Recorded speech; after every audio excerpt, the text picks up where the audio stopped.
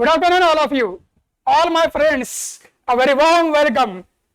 Myself, Mr. Ashay Purandare.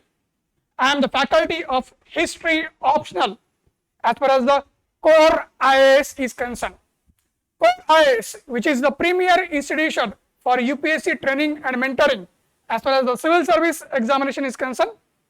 And I am engaged with the Core IAS to allow and as well as enable each and every one of you to achieve a grand success to crack the UPSC by choosing one of the best optionals as far as the UPSC preparation is concerned, and that is a history optional. Myself, basically, I teach in Delhi also, I teach in various other institutions all over India, including the government projects. I basically go for personality test and as well as the mock interviews which are being conducted by the various institutions all over the country. And it will be my privilege, all of you, my friends, dear friends, mind my words. It will be my privilege to help all of you to rise to the ladder of the success with the flying colors. And what other than history optional can be the better way or best way to go for that? So I am sure that each one of you have that potential to crack the examination with a grand success, and I can see on your faces that you can easily go into achieve the success in a very systematic and a simple manner. Our focus is to make the process very simple. Okay, my dear friends.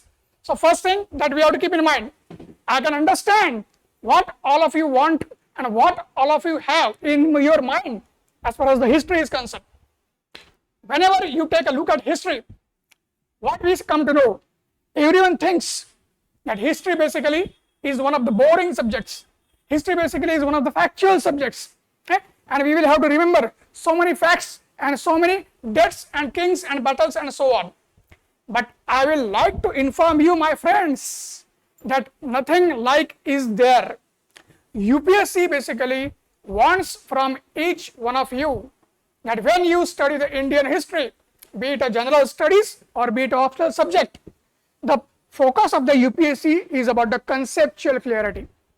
In the classes which we are going to conduct, the discussions which we are going to engage in, our focus is how to make subject as simple as possible. From complex to simple is our philosophy. And how according to the UPSC, how according to the demands of the examination, how each and every candidate can go on to master the subject, that is what we exactly require as far as our mentorship and training is concerned. We are a long-term friends, we are long-term guides, and we are long-term philosophers for each one of you. And today we are going to discuss, because just to get the idea what is going to be there for each one of you as far as the history optional in a core IAS is concerned. Today I am going to discuss one of the most important topics.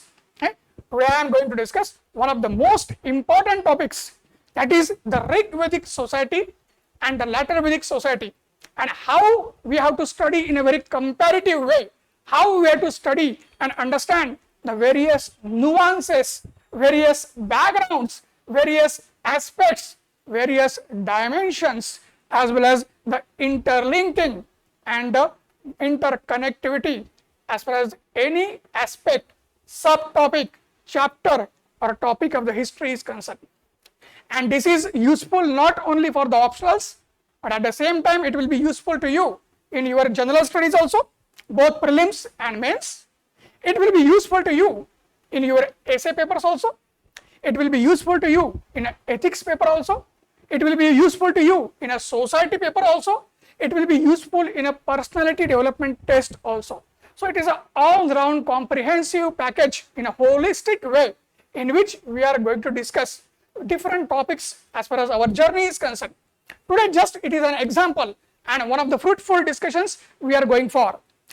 Understanding the facts, understanding the concepts, linking the facts with the concepts, going for analysis, that too in a very systematic and organized way. That is what we have to discuss, and that's why I have chosen, and I am basically discussing a topic which is very crucial, and that will not only generate an interest and passion in you as far as the history is concerned, but I can guarantee that you will be there with the flying colors. Okay? So this is the case as far as our topic is concerned and the whole subject is concerned. So my dear friends, without discussing much into that, we can directly come to the core of the topic now. So as I discussed, our topic is about discussing the societal aspects of the Rig Vedic period and the later Vedic period. So first of all, I would like to tell you that Indian history, when we study either in a general studies or in optional papers, it consists of ancient history, the medieval history, the modern history of India, as well as the world history. In the general studies, you have the world history only in a main examination, not in the prelims. But mind you, my friends, in an optional subject, you will have the world history as far as the syllabus is concerned of the paper 2. And that's why the paper 1 syllabus will be having the ancient India, and paper 1 syllabus will also be having the medieval India as far as the both papers of the paper 1 in a history optional is concerned. And the Rig Vedic period and the later Vedic period, these form the core of the ancient Indian history. Okay? This topic forms the core of an ancient Indian history, and it is a proto-historical period of the as far as the ancient period is concerned that this Vedic period belongs to. So this Vedic period, which spans for almost 1000 years, that is 1500 BC to 600 BC.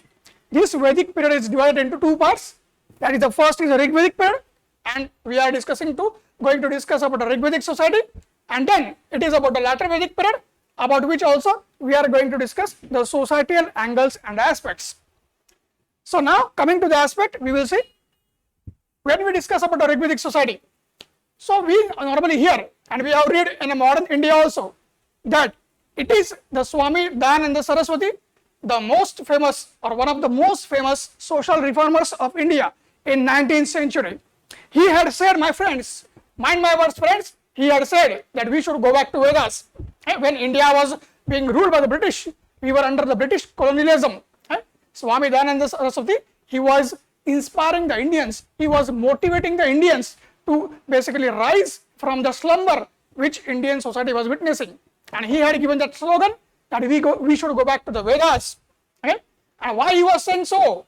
He was saying so because when we look after the India's past, the glorious past of India, we will come to know that the position of the woman in India in ancient times, at least 3000 to 3500 years ago, was at par, and in many cases even we can say exceeded the male-based patriarchal society which we find today. Okay? So it was more or less an egalitarian features we were witnessing as far as the past society was concerned. And history is all about learning from the past to know our present and understand our present, as well as to better our future. Okay? We have to better our future. We have to, we can say, grow in all aspects of the life, and that can be done only when we read history, we understand history, and we act according to the historical past. That means whatever occurred in our past, whatever mistakes were committed by our forefathers, when we avoid these mistakes, only then we will be able to understand that what we are doing today, how we are here today in the present, and what we should do as far as our future is concerned.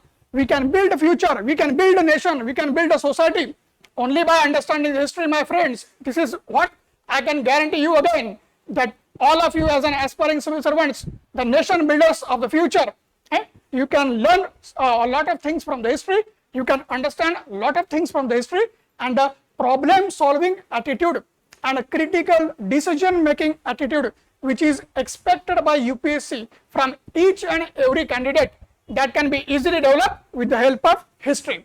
And that's why history optional is very, very crucial.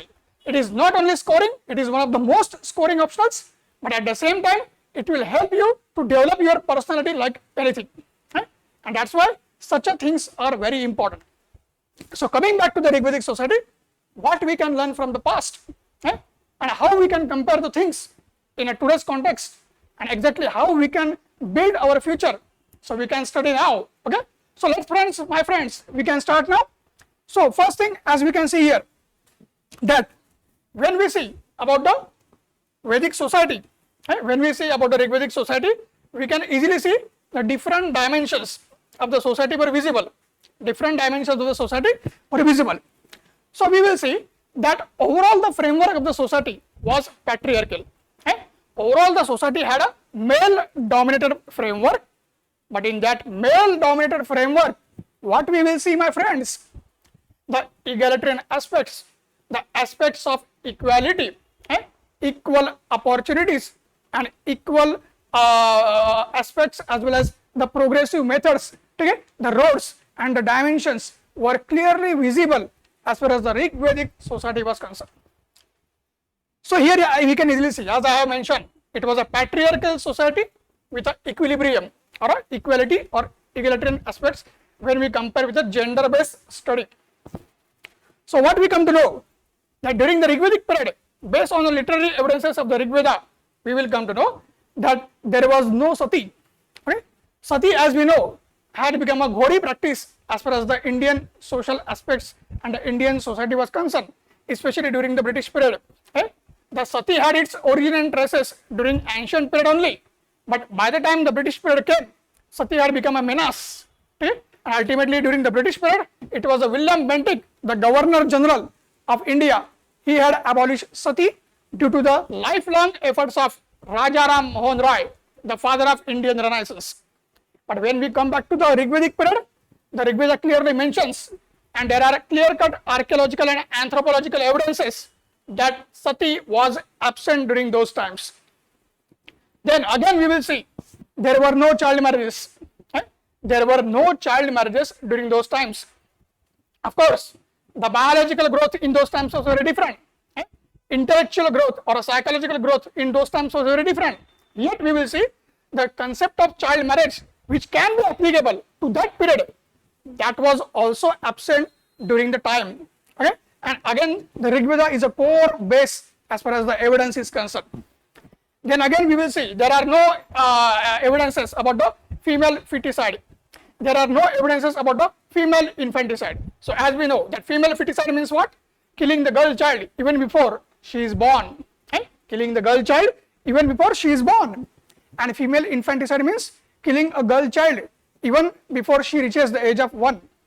So these aspects, which have become unfortunately the negative features in some corners of India, even today these features were completely absent during those times. Okay? Then again we will see after this what you can see, that during the Rig Vedic period monogamy was a norm. Okay?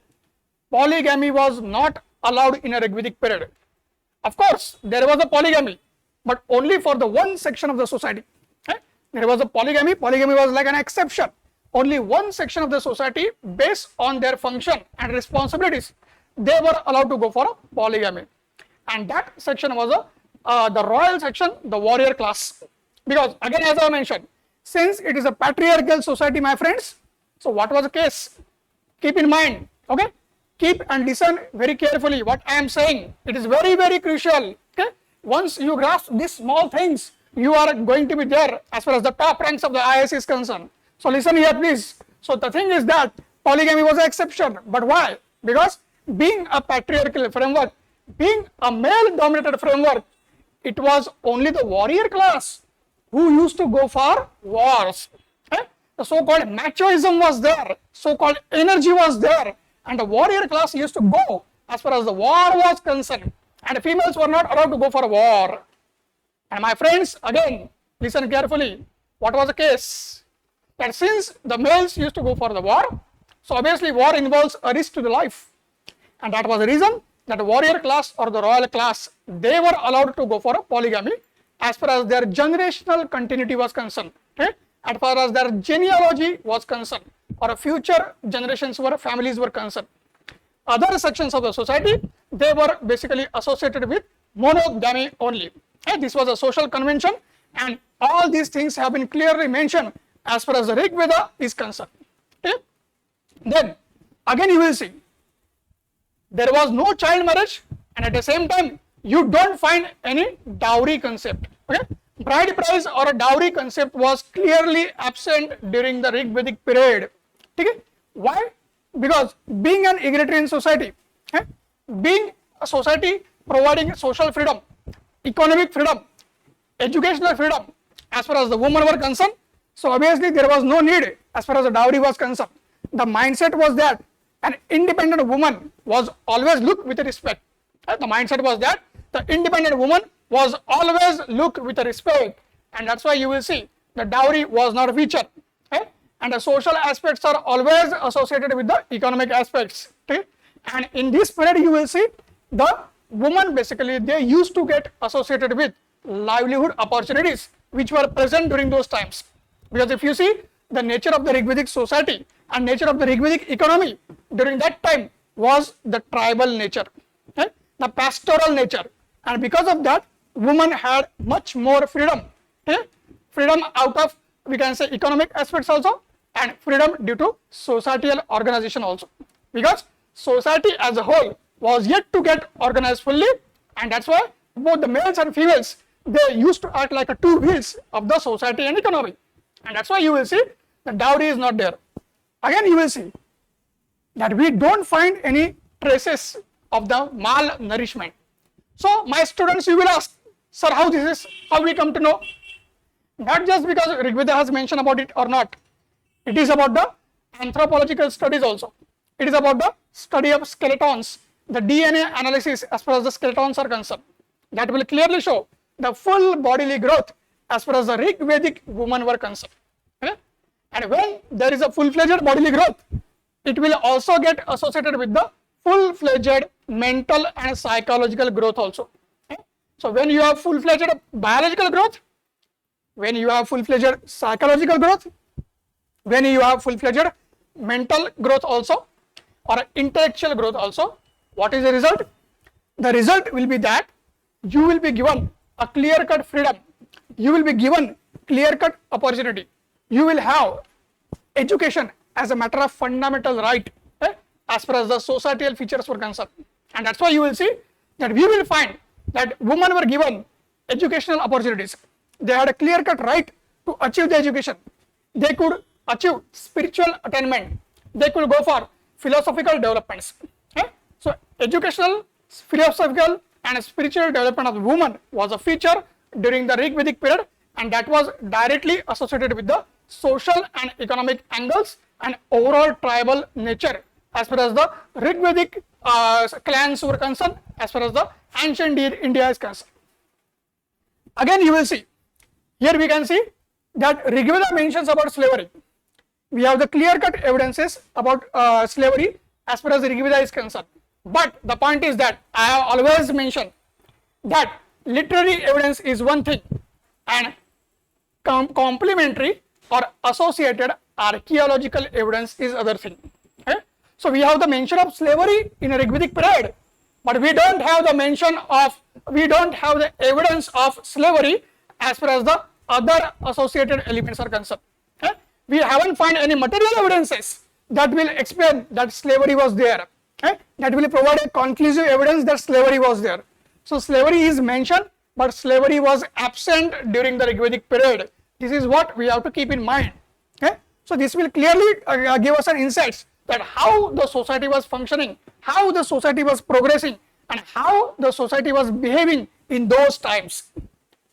Again, my friends, you will be pleased to know that along with that educational development, along with the spiritual development, and along with we can say the developments as far as the overall personality of the woman is concerned, we will also see that widows had a better position. Widows had a better rights during those times compared to what we have seen in the latter parts of the history. Widow remarriage was allowed during the Rigvedic period. Widow remarriage was allowed during the Rigvedic period. Why?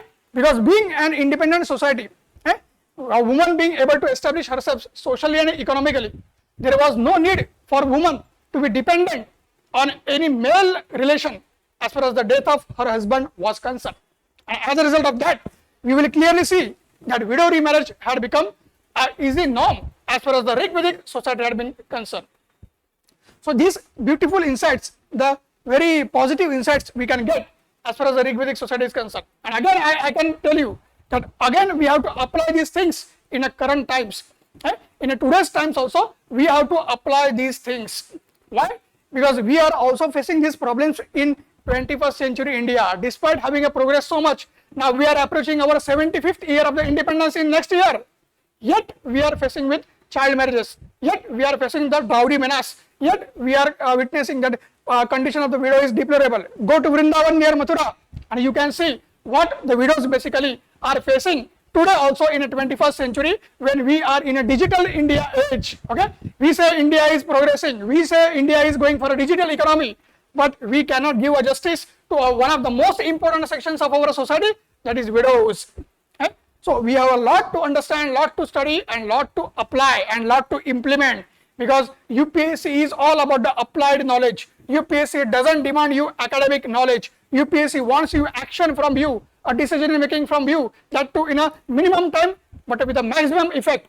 And I can guarantee that each one of you have that potential and the power to take the decisions in a right manner, in a minimum time and with a maximum effect. Okay, and that's why it is very interesting with all of you to have the interaction, that fruitful discussion, okay, which is very engaging. So again, please come and listen, and this is where again the next time you will see that love marriages which are becoming common today, especially in urban India, and now even small towns and rural India also has started witnessing a change as far as the marriage system and the marriage structure is concerned. But in those times, 3,500 years ago, we can see that probably no other part of the world may have love marriages, but India was having the love marriages as far as our society was concerned. See how progressive we were. Right? So this is again an example how egalitarian the society was. And this is not only a vague reference, a clear-cut mention is there. Two types of the love marriages have been mentioned. First type of the love marriage is a Swayamvara marriage. That means a self-choice marriage where the woman had a clear-cut right and woman had a clear-cut choice to choose her life partner. Okay? Swayamvara marriage means what? Woman had a clear-cut right to choose her life partner. And what it means, if the woman can choose her life partner as far as her own personal decision is concerned, then we can see women had other freedoms also. They had other choices also. And that's why I am mentioning again and again, the social and economic freedom of the woman was a clear-cut example and a feature of the Rig Vedic society. Okay? In a Rig Vedic society, we had a social freedom also. In a Rig Vedic society, we had a economic freedom also.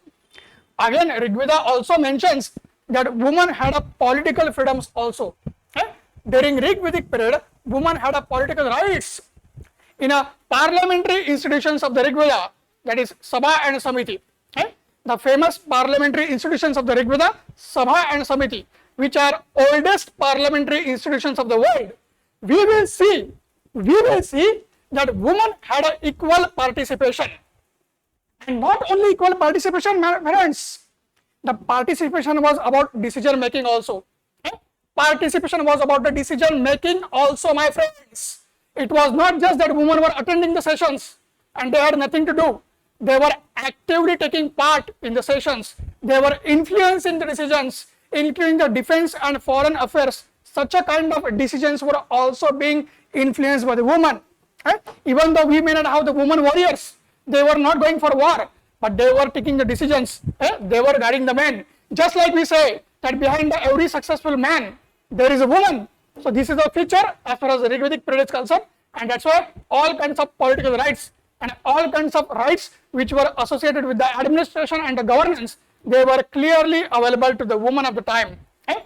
And that is we can say a clear-cut example, and that is a clear-cut evidence that how the women were progressive. Just now I had said that women had a spiritual rights. Okay? Women had a right to go for educational and philosophical development. Again, we have the evidence. Why? Because at least 50% of the Rig Veda has been composed by 4 female poetess. Okay? At least 50% of the Rig Veda has been composed by 4 female poetess, and I can write their name. Okay? You can see the names.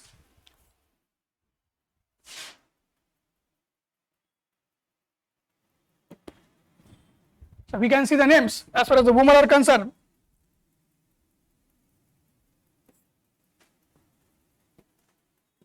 First name we can get, that is Apala.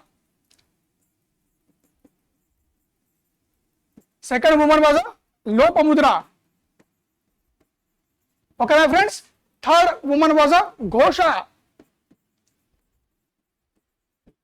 And my friends, again you can see the fourth woman, her name was Jabala. Okay? Apala, Jabala, Lopamudra and Ghosha. These were four female poetess which have been mentioned in Rigveda, who had composed almost 50% of the Rigveda. Okay? So this will show the educational might, this will show the political might, this will show the social might, this will show the economic power as far as the women were concerned. So gender-based equality was a feature during the Rigvedic period. Okay? Gender-based equality was a feature during the Rigvedic period. And again you will see that when we are discussing about the woman as an integral part of the society, as a part of inclusive growth, okay? So all these aspects which we are discussing, what was the case? Again I am telling you, we have to go very conceptual, we have to think very analytically, we have to think very critically. So I told you, it was about the very nature of the economy, it was about the very organization of the tribal society, okay? As far as the tribal aspects were concerned. Because of that, such a kinds of feature are visible in a Rigvedic society. Okay? This is a very, very crucial point. But again, the point is that when the Rigvedic people were arriving in India, they were arriving at the end of Indus Valley civilization. Okay? When Indus Valley civilization was in a declining phase, which is called as the late Harappan phase, the Rigvedic people were arriving. And the interaction was taking place between the Rigvedic people and the Indus Valley people. So the impact of the Indus Valley society, the impact of the nature of Indus Valley economy, and the impact of the very thought process and cultural process as far as the Indus Valley people, that is also a definite possibility based upon the evidences as far as the linkage between the Rigvedic period and the Indus Valley is concerned. And that is the reason and that is the background which forms that why such a kind of society developed. And because when we are discussing about the critical analysis, obviously the question will come, why? How? So this is the answer, and that is what the UPSC will expect from you. Okay? So we have to go and pick up such a points. Okay? We have to, we can say, go for untouched areas in which the UPSC tries to bring you. Okay? And we have to be very, very prepared thoroughly and professionally to go for any aspects of the any topic as far as the history is concerned, so that that command and mastery we are achieving, okay? That is not lost off, and that is utilized in a current context to solve the problems in a current society. So again here you will see the example. Now we were discussing about women, now we can see about the caste system. Okay? If you see the caste system, then what we will see? In a caste based society, we will witness during Rigvedic period, we had terms like Brahmin, we had terms like Kshatriya, and we had terms like Vaishya. But this was clearly a Varna based system.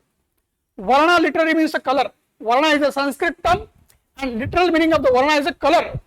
But since Aryans belong to fair race, sometimes the historians used to interpret, especially the traditional lot of the historians, that Aryans basically were using the term Varna from racial angle.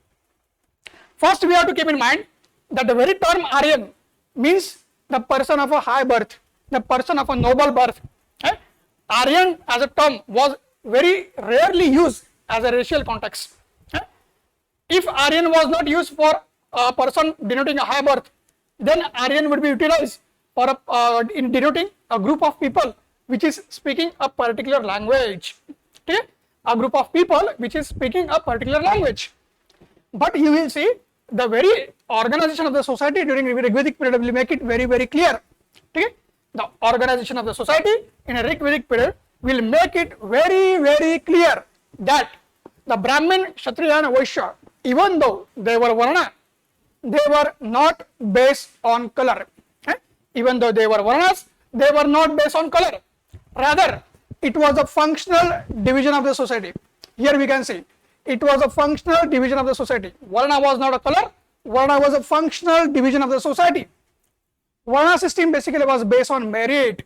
During the Rigvedic period, the organization of the society into Varna system, it was based on merit. It was a functional division and it was not rigid. It was very, very flexible. It was not rigid, but it was very, very flexible. We have to keep in mind, my friends. Why? Because always due to merit, the socio-economic mobility was witnessed. There was always a scope for a higher socio-economic mobility. So even the person who belongs to the lower Varna, he can achieve the higher Varna based on his merit. So this kind of flexible system, this kind of open system was clearly visible during the Rig Vedic period. Just like this system we can find today also. If you take the example of any corporate, the corporate will have the president, that corporate organization will have vice president, then we have the CEO, then we have the senior management team, then we have middle management team, then we have the junior level management teams and the other employees. What it is also pyramid, just I showed you. It is also like a pyramid, just I showed you. But that pyramid is also a functional division of the company, a part of corporate culture. We call it as a MNC culture. Same was the case with the Rigvedic society also. Based on your specialization, based on your expertise, based on your skills, based on your merit, and based on your caliber as well as efficiency, you were organized as a Brahmin, as a Kshatriya, and as a Vaishya. This was not denoting that someone is inferior and someone is superior. No. If Vaishya acquires a particular skills, he can also reach to the top of the society based on his skills. And in fact, we can see during the whole Vedic period, Vaishyas were the richest. Despite the fact, Vaishyas basically were found at a number 3rd position as far as the social pyramid is concerned. But Vaishyas were the richest. Brahmin used to be at the top, but they were not the richest. Kshatriya used to be at a number 2nd, but they were also not the richest, despite being the fact that whole power was in the hands of Kshatriya. But you will see, Vaishyas were the one who were basically richest because of the business and agricultural functions. But as I mentioned, it was a functional division, it was not a clear-cut societal division based on superiority and inferiority. So superiority and inferiority complex was absent during the Rig Vedic period, my friends, which we have to understand clearly. And I am sure that you must have got the things properly. And this is what the UPSC expects from us. A clear-cut, neutral, unbiased understanding of the topic. And I am sure, my friends, that all of you are gaining these skills very, very fast. And you are going to apply this in each and every angle of your preparation during your UPSC journey. And I am always there behind you. Don't fear about that. Always have that confidence and feel free as far as our interaction is concerned. So again, you will see, because of this, the system was progressing in a very fantastic manner. System was progressing very smoothly. But gradually you will see the changes started coming. Gradually basically see the changes started coming. Because when we are studying the two periods, Rigvedic period and later Vedic period, there will be some connecting points. There will be some changes and transitions and transformations which were taking place. And it becomes very, very necessary to understand that. So if in a later Vedic period, the society change, the nature change, the functions change, why so? The question is again why? So critical analysis is very, very important, and that why will give us an answer that why the things were changing now. So here we can see that if you see the catalyst or strong factors which were responsible for bringing the societal changes during the later Vedic period, from Rig Vedic to later Vedic period, then first change we can easily see that interaction between the Aryans and the non-Aryans. That when, as I told you, that Rig Vedic people came to India when Indus Valley civilization was declining, and because of that, as the Aryans got settled in India, their interaction with the non-Aryan tribes, their interaction with the people of Indus Valley who were earlier than the Rig Vedic people as far as the northwestern part of India was concerned, that interaction was increasing day by day.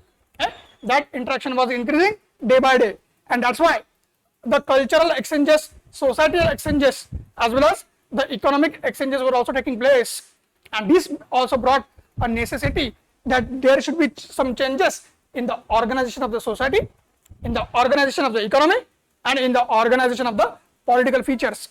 So this is the first reason why the society changed during the later Vedic period. Then discovery of the iron. Discovery of the iron was one of the most important catalysts. Why?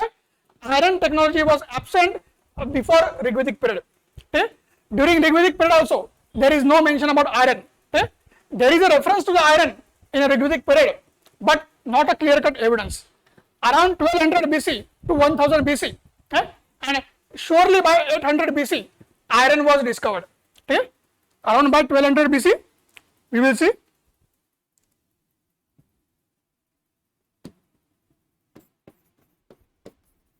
There were traces of the iron as far as the 1200 BC was concerned. Okay? And from 1000 BC, 800 BC, sure shot, the iron was discovered. Okay? From 1000 BC to 800 BC, sure shot, the iron was discovered. And because of this, you will see that with the discovery of the iron technology brought different changes as far as the society was concerned. Okay? Because the new kind of functional division had become necessary in the society. Because of the iron, basically you will see permanent agriculture was made possible. Because of the iron, permanent agriculture was made possible, my friends. Okay?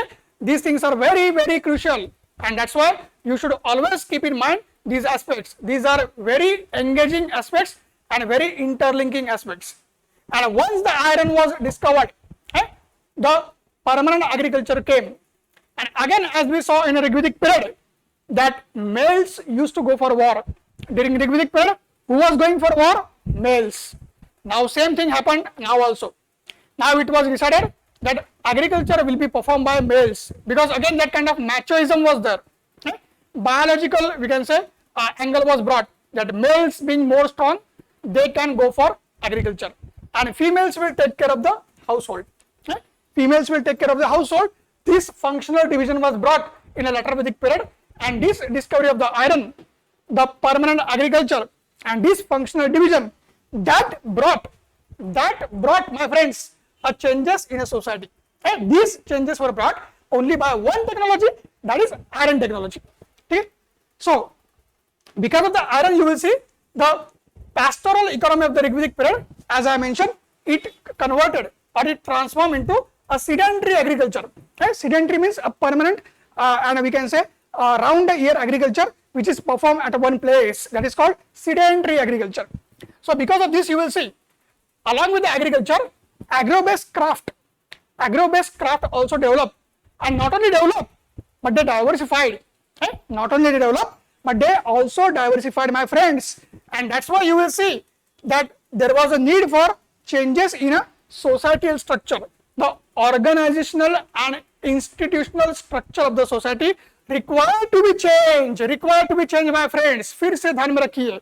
Again, keep in mind these things. These are the very critical things which we have to go for. And once you understand this process, so history is all about learning the process and going towards the ultimate objective or ultimate aim.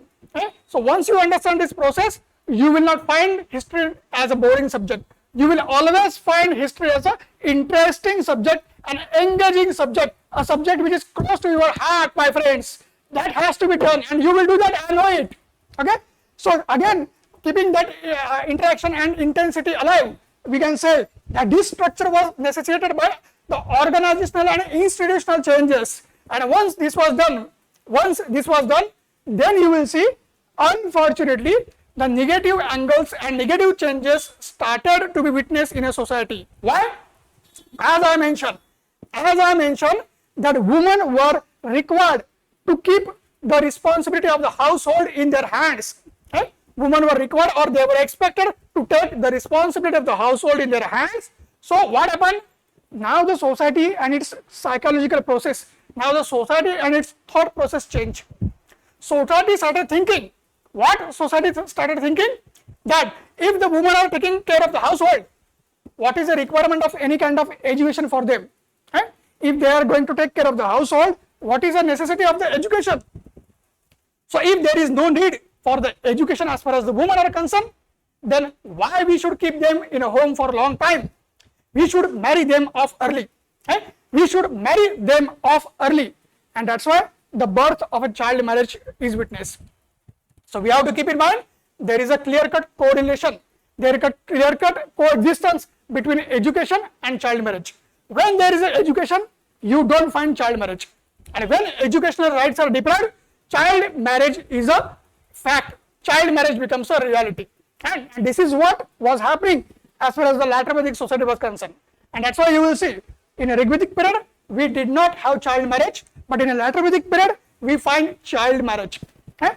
again you will see, what we will see, that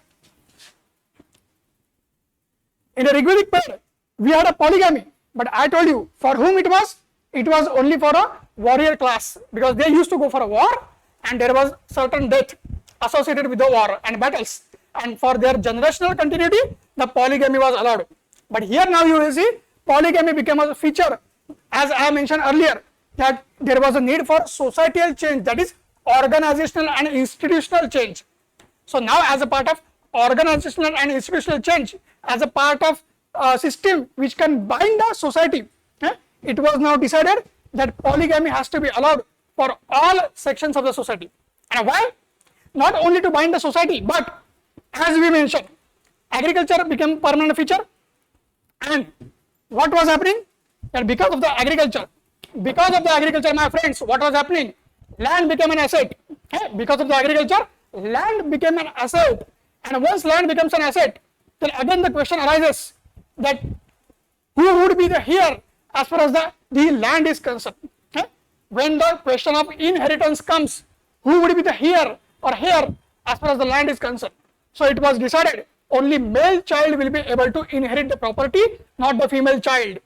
So if the male child is inheriting the property, we will require more and more population, because having a girl child or having a male child is not in our hand. In those times there was no ultrasound technique to determine the sex. So because of that, so if the female child are born, then who will basically handle the property after the marriage of the females? That's why polygamy was brought, so that multiple children will be there. Some will be male, some will be females. So those who are males, they can handle the property, and that was a rationale which was given for polygamy, my friends. Okay? So that's why the polygamy became the feature for all sections of the society. Okay? Then in a Rigvedic period, we had a widow remarriage. During Rigvedic period, widow remarriage was allowed freely, but now there was a ban on widow remarriage. Why? Widow remarriage, if it was allowed during Rigvedic period, it was because of the educational rights of the woman. They were socially independent, they were economically independent, and they were educationally independent. But now the educational rights of the woman are being deprived, so they will always be dependent on their male counterpart. Before marriage, they are dependent on their father. After marriage, they are dependent on their husband, and after the death of their husband, when they become widow, they will have to depend on their son. And since the preference for the male child will be visible during this period, because later Vedic society is a purely patriarchal society, okay? Later Vedic period is a purely patriarchal society, okay? And as a result of that, since they will have to depend on their son, so my friends, again keep in mind, when you are dependent on someone, you lose your many rights. And that's why, if you are dependent on your son, there is no need for you to marry after the death of your husband. And that's why the ban on widow remarriage came. That's why the ban on widow remarriage came. This point we have to keep in mind. And again, as I told you, since the educational rights was deprived, child marriage emerged. And since due to child marriage, when the girls started to be married off at an early age, so the bridegroom and their family started questioning that if you are thinking that your daughter is your burden, we are going to take this burden for whole life, then why should we take this burden only for free? You should pay a price for that. If we are going to take the burden of your daughter for whole life, then you have to pay the price, and that is called as a bride price or a dowry. So this was the reason that why the dowry started emerging in a later Vedic period, which was absent during the Rigvedic period. So my friends, I can understand that you are easily getting the idea how the things were progressing, how the changes were happening. And this is making history very, very interesting. This is what the UPSC expects from you. And at the end of our session, I have given 2 sample questions also, which were asked by the UPSC earlier. So that will clearly give you idea that how the UPSC asked the questions. And someday we will also discuss how we have to write the answer for that, because we have the at least 500 model questions for history optional along with their model answers. And in our journey, so many questions will be coming up. So many, we can say, tests will be conducted, and so many, we can say, answer writing practices will be done, so that you become perfect, you become a clear-cut choice for a success for UPSC. There will not be any option for UPSC to reject you, but only to select you. That is what we have to done and we are doing that, and we will continue to do that. Okay? So this is a case that widow remarriage was allowed, and widow remarriage was banned, and that's why the woman's rights suffered further. Okay? And as I mentioned, patriarchy became a key feature along with the other aspects we are discussing. Then you will see, now the arranged marriage system will come. Since society was becoming institutional, the arranged marriage system was becoming a norm. And when the arranged marriage system became a norm, then love marriage started declining. When arranged marriage started becoming a norm, the love marriage started declining. Again, during the Rigvedic period also we saw there is a reference to slavery, but evidences are absent. In the later Vedic period also you will see that slavery is absent, but forced labor is emerging. As a part of, we can say, emergence of the caste system that we will discuss just now. After a while, that we will see the forced labor known as Vishti. Vishti was a term which came in later period, but the forced labor, as it is known commonly as a Vishti, that now emerged and started emerging as far as the later Vedic society was concerned. And as I mentioned, all of these things were happening because educational rights of the woman, the rights of the woman for a philosophical achievements, the rights of the woman for a spiritual achievements, they were being affected. Okay? So this is a case. Now see, but despite all these problems, some kind of positive angles are still there. Despite all these problems associated with the declining status of the woman, some positives are visible. Just like Rigvedic period, we don't find any sati. Just like Rigvedic period, we don't find any sati during later Vedic period. Okay? Again, there is no female feticide. Okay? Again, there is no question of having any female infanticide because we don't have evidences. Okay? Again, there was no discrimination against the girl child while upbringing. Okay? Clear-cut preference for the male child is there as far as the later Vedic society is concerned. And if the girl is born, the birth of a girl child was not celebrated. If the girl was born, the birth of a girl was not celebrated.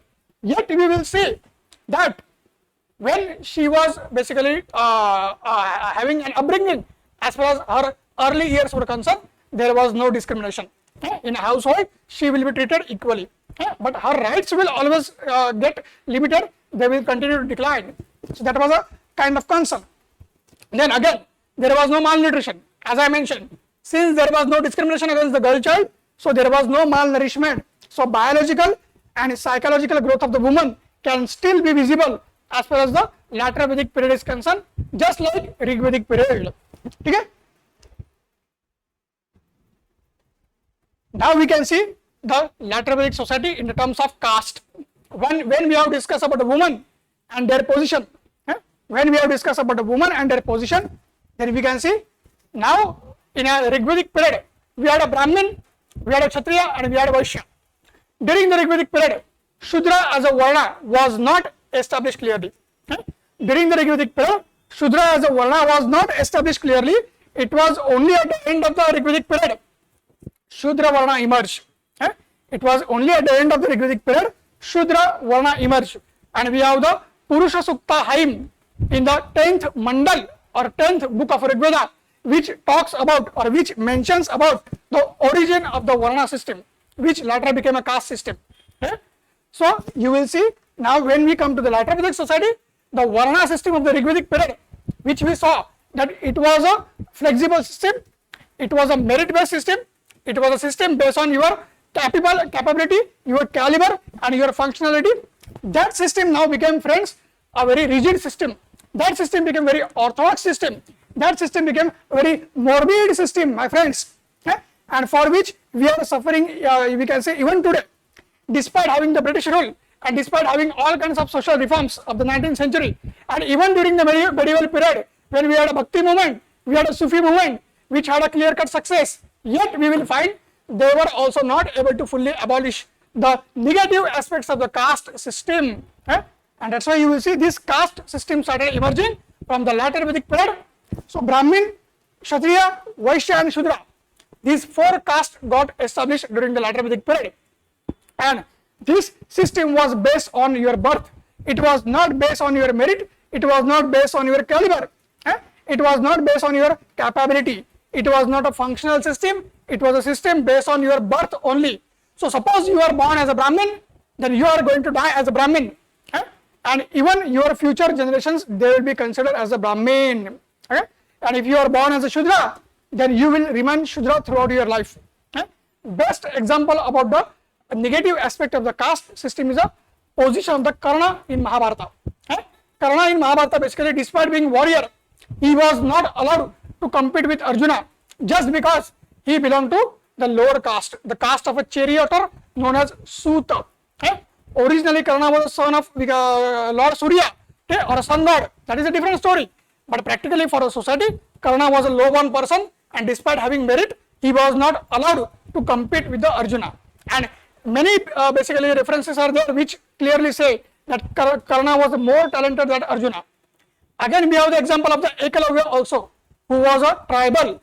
And again, that's why Arjun being Kshatriya, Ekalavya was basically deprived of the rights as far as the archery was concerned. So that is an example in Mahabharata which clearly mentions about the vices of a caste system. The system was based on birth. If you are a Brahmin, if you are a Kshatriya, then you are there. Otherwise, the lower caste, they did not have anything. Okay? They used to suffer as far as the caste system was concerned. And because of that, Indian society started going backwards. Okay? Because of that, Indian society started going backwards. Okay? The simple example to understand the changes which were happening and how we started going backwards from progressive to regressive, how the mindset emerged. Astronomy became astrology. Okay? The astronomy, which was a study of the stars and the planets and the space, it was converted into, or it unfortunately got transformed into the impact of the star and planet on your life. Okay? This is what the unfortunate changes we witness in the Indian society, and these social changes also affected economic changes. These social changes also affected cultural changes. These social changes also affected political changes. Okay? And again, due to cultural factors, due to political factors, and due to economic factors, these very social changes were affected. Okay? So in that fashion, we have to see and understand the things, and we have to understand that how things changes, or how the things change, and what were the reasons or why these things change. And we have seen all the angles, but of course, much more discussion is yet to come. Okay? Of course, much more discussion is yet to come, and that's why you will see that discussion we will continue in upcoming sessions, because for detailed discussion, for detailed understanding, the deep understanding, the interlinking, the applied approach and multi-dimensional approach of the UPSC, I will encourage all of you, I will motivate all of you, I will inspire all of you, and definitely I know today's session will inspire you to come and visit the core IAS and how the classes are conducted, how deeply you are going to benefit, how you are going to achieve your mastery and command over a subject, and a wholesome package, how you are going to witness, that you will get to know. We are going to conduct the 200 plus years of history of as far as the subject is concerned, the subject based applied study, a multi-dimensional study, which will help each and every candidate to mastery in a GS also, okay? Essay also, ethics also, and personality test also. So I will request all of you to please come and visit, and what kind of transformation you can see in yourself, you will yourself witness that, and you will also basically help others to keep that ladder as far as the success story is concerned. And before concluding, you can see, again I will give a glimpse, okay? Again I will give a glimpse about the questions, the quality of the questions which we keep in a core IAS. Okay? Exactly UPSC SC oriented questions we are basically maintaining in a core IAS, and accordingly we go for answer writings and we give the model answers as far as the students are concerned. So here we can see, based on our today's discussion, the question is about, can we say that only the economic causes were responsible for the emerging socio-political, for the emerging socio-political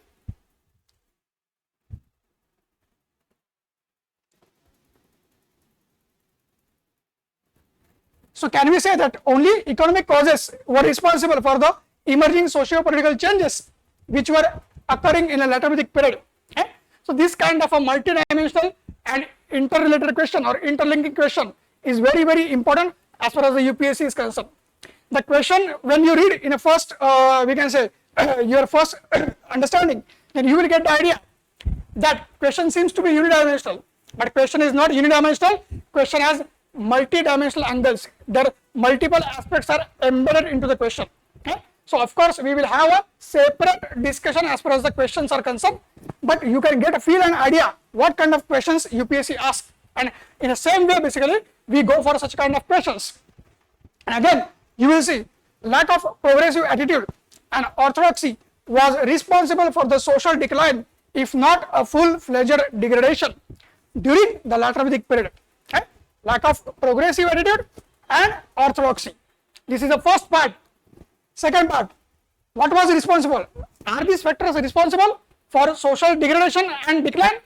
Because again, question is asking whether it is a social decline or a degradation. So we have to understand very, very small nuances. Okay? And once we are able to understand the direction of the question, when we are able to understand the very core of the question, we can easily attempt the question. And finally, you can see critically examine. Okay? The question is asking you to examine critically. So we have to go for examining the very aspect as far as the question is concerned in a different angles, and we have to bring out a kind of comparative aspects as far as the question is concerned. So on this note, basically, I will like to take the leave of all of you. I hope you have enjoyed the session. It was a very excellent session, very inspiring session for all of you, I know, and a very challenging session also. But whatever kind of doubts you had, I know, and I am sure all these doubts are no more, and with a passion and with an interest, you are going to study the history both in a general studies and optional classes. So I will basically request you that please come and visit the Core IAS, and we will continue our interaction and engagement in future also. Thank you very much. We will meet again. Thank you.